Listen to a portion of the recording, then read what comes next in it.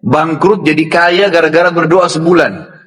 Artinya pas hari 29 dia berdoa. Karena memang Nabi SAW menekankan satu bulan itu 29 hari. Tapi sebulan berdoa. Antum baru 2 minggu sudah kempes. Setelah itu dia bilang saya berdoa selama sebulan. Ini dia sendiri cerita. Selama sebulan saya berdoa non-stop, maka Allah mengembalikan semua kekayaan saya bahkan lebih daripada sebelumnya. Dan pada saat antum sabar sampai titik klimaks daripada doa itu, maksimal titiknya, maka Allah akan berikan luar biasa. Doa itu adalah curhat seseorang, penyampaian hajat. Kalau bahasa kita sekarang mungkin orang curhat dengan Allah Subhanahu wa taala. Ada kultum saya khusus kalimat curhatlah dengan Tuhanmu, itu ada di YouTube. Itu kalau antum dengar sekitar mungkin 10-12 menit. Saya banyak titik beratkan masalah itu. Jadi banyak bagaimana perasaan kita ikhwah dan akhwat sekalian pada saat kita sedang punya masalah. Kemudian kita sampaikan kepada seseorang, orang itu sangat bijaksana, dewasa, jawabannya enak, orangnya amanah. Lalu pada saat dia kasih kita jawaban, kita merasa dapat solusi. Kira-kira bagaimana perasaan antum? Senang dengan orang itu. Baik, setiap punya masalah kembali nggak ke orang yang sama? Kembali. Nah, orang mukmin tahu bahwasanya sebaik-baik tempat untuk curhat itu bukan manusia, Allah Azza wa Jalla. Para ulama salaf kita itu selalu kembali kepada Allah Subhanahu wa taala. Apa saja. Pernah saya sebutkan riwayat Bukhari menjelaskan bahwasanya para sahabat itu kalau sendal mereka putus, mereka mengangkat tangan ke langit mengatakan, ya Allah sendal saya putus gantikanlah. Pada saat mereka lapar, ya Allah lapar, berikanlah makan. Memang Allah nggak lemparin sendal dari langit, Allah nggak bakal lemparin makanan dari langit, tapi jawaban doa datang dalam bentuk sinyal. Antum bilang, ya Allah sembuhin saya, Allah nggak lemparin obat dari langit, tapi Allah nanti akan memberikan jalan keluar. Antum bisa konsultasi sama dokter, cocok konsultasinya, resepnya cocok, sembuh. Allah jadikan dokter dan obat itu perantara atau penyebab antum jadi sembuh, gitu kan? Ada orang yang antum ngobrol, tiba-tiba diberikan solusi, jalan keluar oleh Allah Subhanahu wa taala, maka kita dengan sendirinya bisa menghilangkan rasa lapar kita karena diajak makan oleh dia. Dan begitu banyak jalan keluar dari Allah Subhanahu wa taala. Cuma memang yang harus diketahui ada beberapa syarat doa. Yang pertama ikhlas. Ya, ini wajib ikhlas dalam semua ibadah. Kalau orang tidak ikhlas hanya karena mau dipuji oleh orang, hanya karena rutinitas, sebuah kebetulan itu kan saja teman-temannya berdoa dia juga ikut berdoa, maka beda dengan orang yang mengkhususkan doa ikhlas kepada Allah Subhanahu wa taala. Yang kedua, dia harus berdoa dengan Allah Subhanahu wa taala, ya, tidak meminta sesuatu yang haram. Sebagaimana sabda Nabi SAW, doa yang diikuti dengan sesuatu atau permintaan yang haram tidak akan dijawab oleh Allah. Yang ketiga, berdoa dengan Allah sementara dia yakin. Kata Nabi SAW dalam hadis Bukhari, berdoalah kalian dengan Tuhan kalian muqinuna bil ijabah.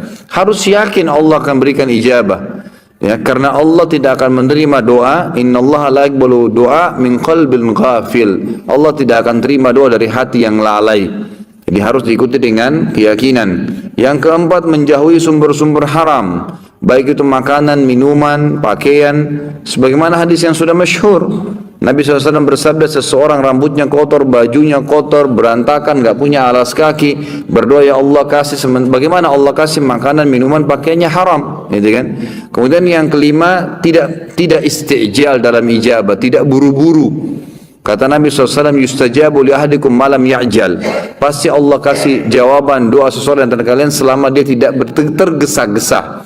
Kata para sahabat, wa kaifa ya'jal ya Rasulullah, bagaimana cirinya orang yang tergesa-gesa? Kata Nabi SAW, yaqulu da'autu wa lam yustajabu li fatarakat doa. Dia bilang, saya sudah berdoa tapi Allah belum kasih, lalu dia tinggalkan doa. Sementara doa itu punya batas sesuai dengan kadar bobot doanya. Misal, antum hanya sekedar lagi jalan, keluar dari rumah menuju ke satu tempat, antum mengatakan, ya Allah mudahkanlah. Doa yang ringan, memang kebetulan antum lagi jalan ke situ, Allah mudahkan, selesai, dijabah langsung pada saat itu kan. Ada doa yang bobotnya lebih berat.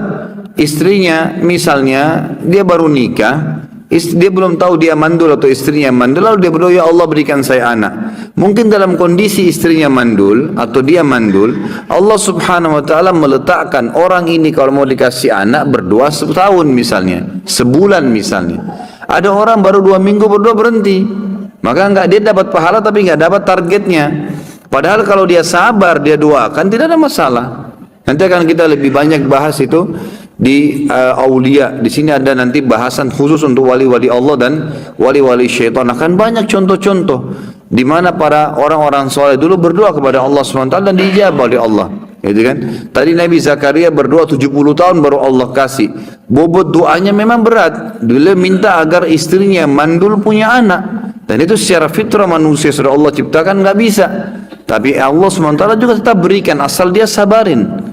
Dia tunggu sampai tanggal atau saat dia akan dijawab oleh Allah Subhanahu wa taala. Kalau bahasa saya pribadi ya dalam ceramah, sebenarnya orang berdoa itu seperti volume tape recorder biasa kalau kita, atau tape yang besar, tape deck yang biasa kita lagi mau besarin tuh kayak ada lampunya dari kecil sampai ke besar. Nah, kalau kita sabarin terus sampai dia batas maksimal akan besar sekali itu gongnya, gitu kan? Kan besar sekali suaranya seperti itu. Ya, saya pernah ceritakan ada anak muda di Yaman ya, yang menikah sementara dia buta. Masih ingat ya? Masih ingat gak nih? Hah? Kok kayak bengong? Anak muda di Yaman yang buta matanya hafal Quran menikah gara-gara doanya. Masih ingat gak? Atau belum saya ceritain? Wow, semangat ya kalau soal nikah. Ada satu anak muda di Yaman, kisah nyata terjadi. Dia hafal Quran dan waktu itu umurnya mencapai 23 tahun. Dan ini kisah sempat menghebohkan Timur Tengah. Ini tentang masalah dahsyatnya doa. Pada saat itu ikhwah sekalian dan akhwat, dia bilang sama orang tuanya, sama ayahnya, ayah, saya kayaknya merasa ingin menikah. Ayahnya ini setiap kali dia minta nikah pasti dibatalkan. Kata ayahnya, siapa yang mau menikah dengan kamu nak? Kamu buta, kamu gak bisa melihat, kamu sendiri harus diurus oleh orang lain. Belum tentu ada perempuan yang mau sama kamu. Nantilah gitu. Selalu begitu. Dia bilang lagi, sama lagi dipatahkan sama orang tuanya. Sampai akhirnya satu waktu dia putus asa, dia bilang, ya Allah, dia berdoa, ya Allah, tunjukkanlah kepada ayahku kalau aku ini layak menikah. Dan dia selama sebulan. Perhatikan ya, ada kasus ini, dia berdoa sebulan, bukan berdoa sehari, 2 hari, 3 hari. Dia berdoa sebulan, yang dia minta sama Allah apa? Ya Allah, kasih saya seorang istri yang cantik, kaya, pintar. Semua dia minta nih, 3-3-nya, gitu kan. Pokoknya cantik, kaya, pintar, gitu kan. Dia berdoa sebulan, terus dia berdoa sebulan. Dan ini umumnya nanti akan saya dengarkan kisah lain. Ingatkan saya sebentar, ada kisah seorang dari salaful ummah juga dari tabi'in yang kaya raya, bangkrut jadi kaya gara-gara berdoa sebulan. Memang ada batas waktu seperti itu ya. Kadang-kadang tergantung bobot permintaan. Maka dia berdoa sebulan. Subhanallah, di malam yang ke-20, di malam yang ke-30 dari doanya, setiap malam dia berdoa di tahajud, artinya pas hari 29 dia berdoa. Karena memang Nabi SAW menekankan 1 bulan itu 29 hari, gitu kan? Makanya Hijriah kebanyakan 29 hari. Maka dia mimpi, ada suara yang dia dengar dalam mimpinya, wahai fulan, Allah telah ijabah doamu dan jodohmu adalah si fulana, disebut namanya, tapi dalam kisah ini tidak disebut namanya. Ya, si fulana yang tinggal di kampung sebelah, nama ayahnya fulan. Gitu kan? Dia bangun, besok dia ketemu sama ayahnya, dia bilang, ayah, di kampung sebelah ini ada namanya kampung ini enggak? Ini di Yaman terjadi ya. Ayahnya bilang ada. Ada si anaknya yang buta ini, ada enggak seorang di sana laki-laki bernama Fulan, namanya ayah perempuan ini? Ayahnya bilang ada, dan itu tokoh masyarakat di sana. Baik, ada enggak anaknya perempuan bernama Fulana? Kata ayahnya ada. Kata si buta ini, lamarin buat saya. Kata ayahnya, ini kau sudah gila. Sedangkan minta orang yang biasa saja belum tentu diterima, apalagi minta anak pejabat kaya, dan itu terkenal cantik, terkenal kisahnya banyak nolak laki-laki. Orang antri di rumahnya ngelamar. Ya biasa orang punya kelebihan biasa begitu kan. Baik, intinya adalah dia bilang, ayah, tapi saya mimpi. Dia ceritain mimpinya. Waktu dia ceritain mimpinya, ayahnya juga tersentuh. Tapi ayahnya bilang, baiklah, kita ke sana, tapi ini mempertaruhkan nama keluarga. Bisa diterima, bisa tidak, gitu kan? Pergi ke sana. Tiba di kampung sebelah, ringkas cerita, ngobrol lah, disambut oleh tuan rumahnya, lalu ngobrol-ngobrol secara umum, kami dari sini, terakhir menyampaikan hajatnya. Ini anak saya, orangnya buta, tapi dia hafal Quran. Orang yang soleh tinggal di rumah tapi tidak ada pekerjaan gitu. Dan dia meminta terus terang kepada saya agar melamar anak anda. Tahu apa yang terjadi ikhwah? Ayahnya perempuan tanpa nanya banyak kepada anak laki-laki mengatakan saya terima lamarannya. Ditanya sama ayahnya si laki-laki ini, sama si laki-laki juga, ayahnya terutama yang tanya, kok kenapa anda langsung menerima, belum tanya anak saya, belum tanya kegiatan sehari-harinya apa? Nah, kata ayahnya ini, yang calon mertuanya, saya tadi malam mimpi mendengarkan suara bahwasanya besok akan datang seseorang bernama Fulan dari kampung sebelah, buta matanya, hafal Quran, terima lamarannya. Mimpi ini. Tapi sebulan berdoa, antum baru 2 minggu sudah kempes. Makanya nggak dapat, gitu kan. Kemudian kata ayahnya, saya terima lamarannya, tapi saya belum bicara sama anak perempuan saya.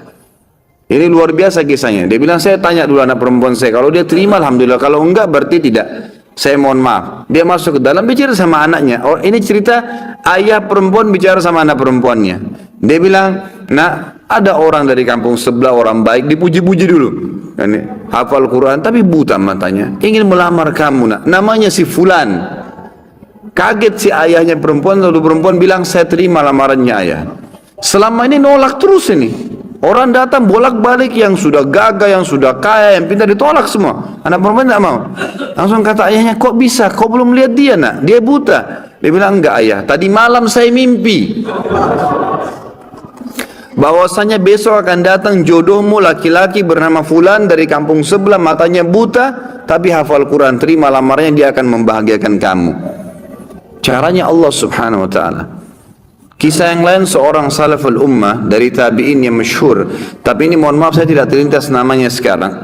Yang jelas beliau kaya raya, seorang ulama alim besar gitu kan, dan kaya raya. Tiba-tiba Allah coba bangkrut. Kafilah dia, karavan dia yang pergi berdagang itu dirampok oleh orang, habis semua dagangannya. Zaman dulu begitu ya. Sama kalau kita misalnya order satu barang sama kontainer tenggelam di lautan atau dirampok, kita sudah nggak tahu, modal semua di situ, habis gitu. Maka yang terjadi ikhwah akhwat sekalian, orang ini akhirnya dalam kisah ini dikatakan setiap hari pindah-pindah masjid, minta-minta sama orang. Ini orang kaya raya, nggak ada lagi kehidupannya, dia gimana, cuma minta diberikan makanan dia makan gitu. Berjalanlah 2 bulan dari kejadian kasus dia ini. Satu waktu dia masuk di masjid Jami' di Baghdad. Pada saat dia masuk di masjid Jami' itu, dia temukan di pinggiran masjid di belakang ada orang-orang miskin yang baru terima bingkisan-bingkisan, dan mereka saling memuji orang yang bantu itu. Dia pun datang mengatakan, setelah berikan salam, kalian dapat dari mana nih bantuan? Kata mereka serentak, itu tuh yang duduk di depan tuh, dekat mihrab. Itu orang yang duduk, yang kamu lihat sana tinggal sendirian. Memang habis sholat sudah bubar, tinggal orang itu sendirian. Kalau kau punya hajat, sampaikan sama dia, dia tidak pernah nolak hajat orang. Kata orang soleh ini diceritakan dan dirinya, saya pun datang mendekati orang tersebut. Atau saya dekat, saya temukan orang itu sedang mengangkat tangannya sambil menangis kepada Allah, sambil berkata, ya Allah berkahi, ya Allah tambahin, ya Allah mudahin, terus begitu. Lalu tiba-tiba dia bilang, saya seperti disiramin hati saya dengan keimanan oleh Allah subhanahu wa ta'ala. Saya bilang, orang kaya ini pun yang banyak bantu orang, minta kepada siapa? Kepada Allah. Ngapain saya minta sama dia? Setelah itu dia bilang, saya berdoa selama sebulan. Ini dia sendiri cerita.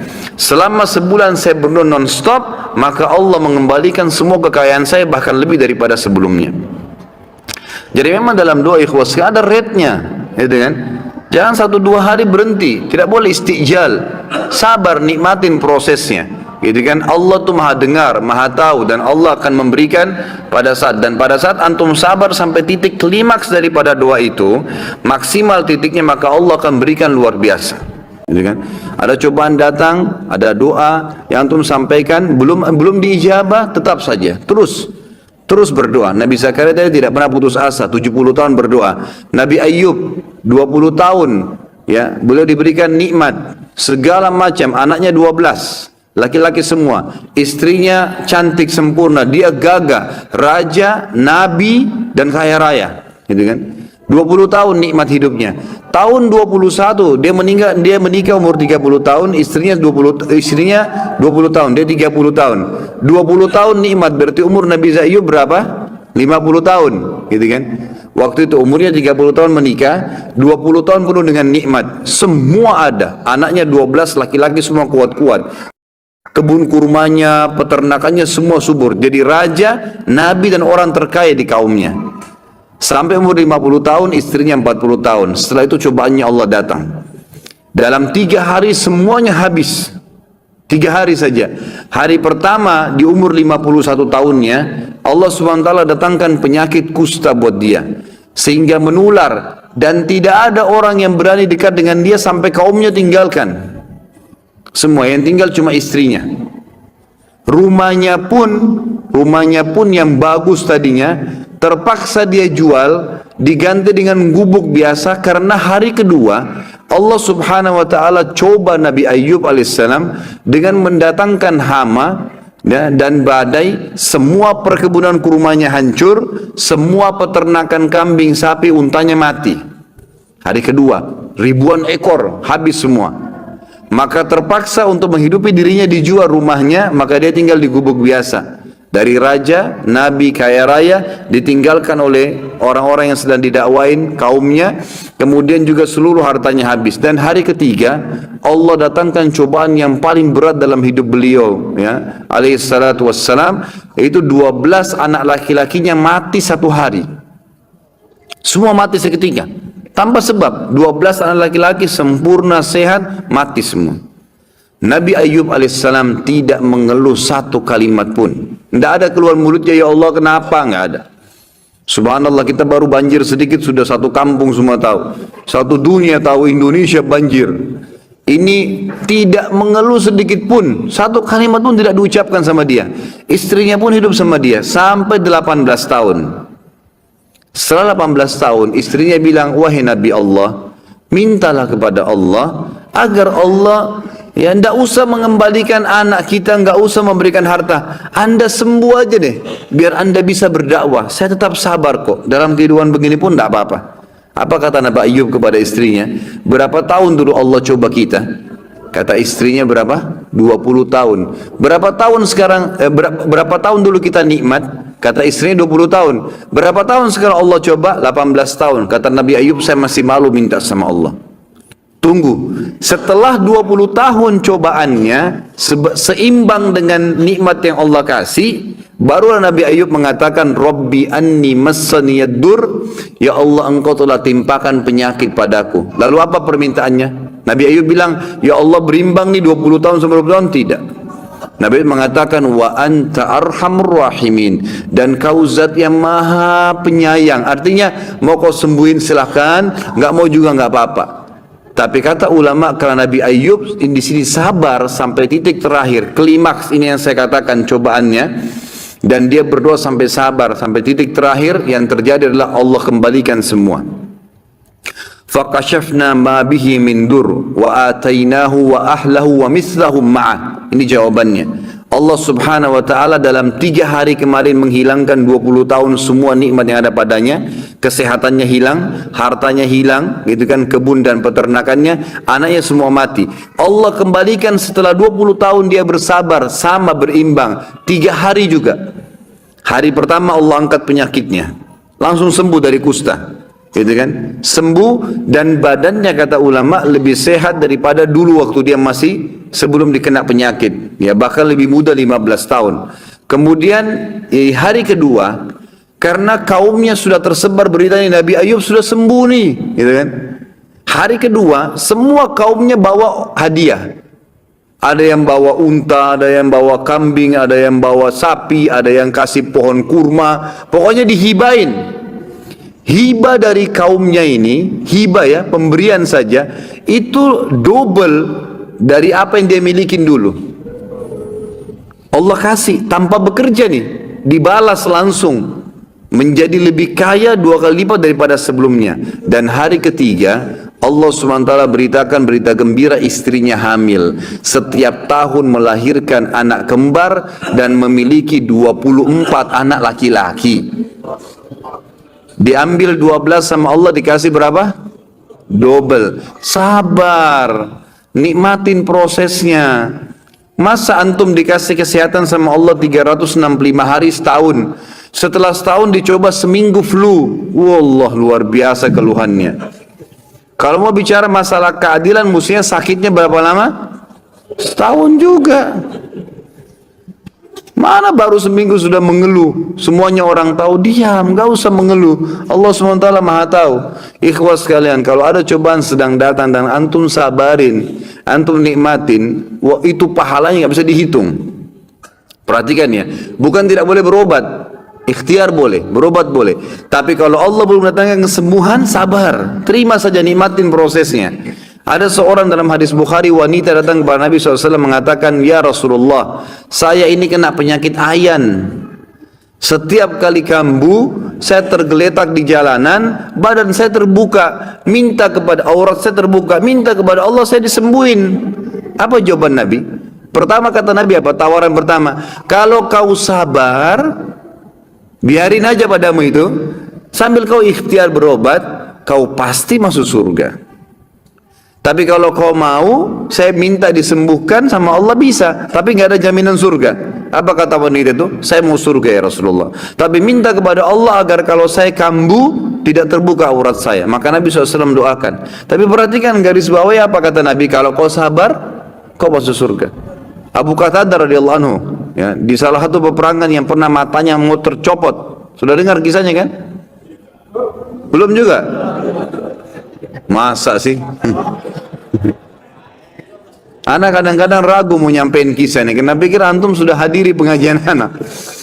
Abu Qatadah itu dalam satu peperangan sahabat Nabi yang mulia. Abu Qatadah ini sahabat yang gagah, ya, orangnya sangat pintar berperang. Tapi satu waktu di perang, kalau tidak salah ini perang Khandak, ada anak panah nyasar, kena bola matanya yang kanan, sampai bola matanya jatuh. Ini Abu Qatadah, orangnya sangat gagah, dan setelah selesai peperangan, memang dia niat mau menikah, gitu kan? Matanya ini jatuh, dan ada anak panah nancap situ. Sebagian sahabat lewat bilang, wahai Abu Qatadah, matamu udah nggak bisa, kita potong aja. Kata Abu Qatadah apa? Dia pintar, dia tahu Nabi SAW masih ada. Dia bilang jangan dulu, sebelum kalian potong, tetap bawa saya ke Rasulullah. Saya ingin lihat Nabi bilang apa nih tentang mata saya. Begitu Nabi SAW lihat, Nabi senyum, tahu ini kalau Abu Qatadah datang kena minta sesuatu. Abu Qatadah langsung, Nabi SAW langsung mengatakan, wahai Abu Qatadah, kalau kau sabar dengan tanpa mata nih, dipotong, tanpa mata, pasti kau masuk surga. Cobaan ini akan membawa kau masuk surga. Ya, karena matamu jatuh di jalan Allah nih, gitu kan. Tapi kalau kau mau minta saya sembuhkan, saya minta sembuhkan, tapi tanpa ada jaminan surga. Abu Qatadah diam sebentar, sejenak. Ini kalau saya tanpa mata masuk surga, tapi nggak ada matanya satu. Ini mau nikah setelah perang, gitu kan? Kemudian tapi kalau saya minta disembuhin sembuh, tapi nggak ada surga. Abu Qatadah tundukkan kepala lalu berkata, ya Rasulullah, doakan kepada Allah agar disembuhkan mata saya, dan saya juga minta surga. Dan ini hadis Bukhari, hadis Sahih riwayat Bukhari. Ini menandakan memang apa? Nabi SAW memberikan kesempatan. Orang kalau datang cobaan, antum sabarin, nikmatin prosesnya. Kata Umar bin Khattab, orang yang bisa menerima sebuah cobaan yang datang kepadanya sebagai takdir Allah, akan membuat hatinya pelong menerima cobaan tersebut. Lagi sakitkah, kehilangan hartakah, bangkrutkah, dia akan bisa melaluinya dan ada pahalanya. Dan pasti ma'al usri usra, pasti setelah kesulitan akan kemudahan. Tapi butuh tunggu tanggal mainnya, tunggu tanggalnya saja, gitu kan? Di sini kita harus tahu. Dan di sini kata Umar, dia akan mudah melaluinya. Tapi kalau orang ditimpa musibah yang tetap dia akan harus lalui sampai masanya, ajalnya, batas musibah itu.